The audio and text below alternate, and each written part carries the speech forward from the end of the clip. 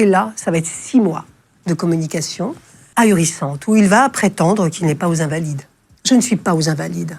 Il va vous dire ça, Napoléon? Et il va le dire à sa descendance. Par votre voix? Et il va dire, vous faites ouvrir le caveau.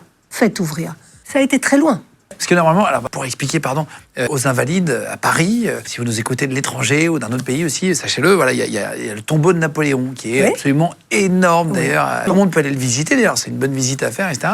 Et donc, lui dit qu'il n'est pas dedans, mais qu'à la place de son corps, il y a celui d'un certain Cipriani, qui était son majordome, qui est mort 2 ans avant lui. Il vous le dit? Il le dit à sa descendance. Ça, il vous répète du coup le secret. Enfin, il le dit à sa descendance.